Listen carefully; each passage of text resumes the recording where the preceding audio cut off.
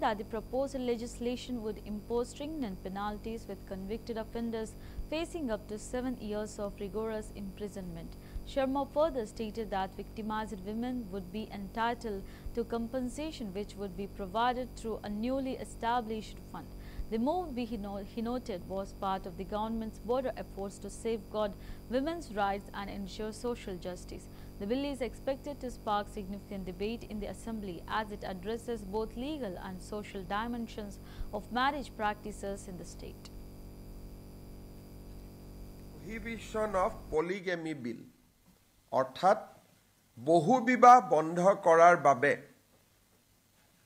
এখন বিধেয়ক বিধানসভাত অনাৰ বাবে অনুমোদন দিয়ে এই বিলখনৰ নাম হ'ব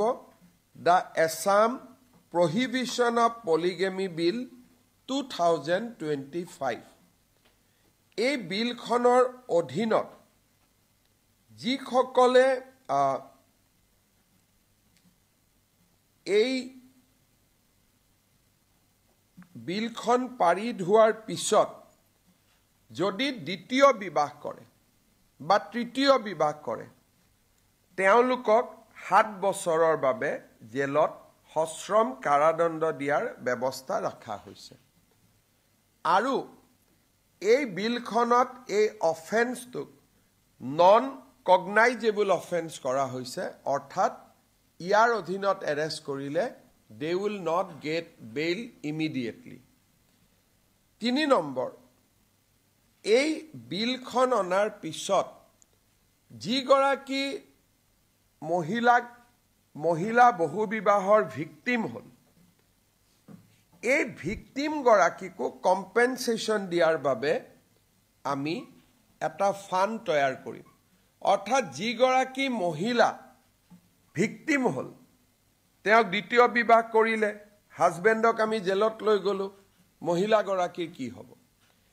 বা নাজানি যদি দ্বিতীয় বিবাহ কৰিছে মহিলা গৰাকী তেওঁ এটা ভিকটিম হল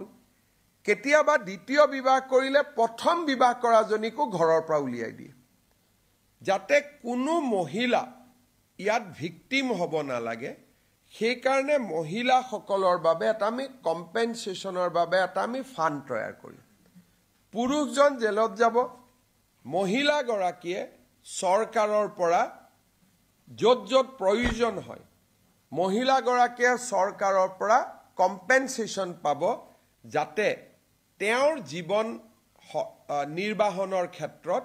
কোনো সমস্যা হ'ব নালাগে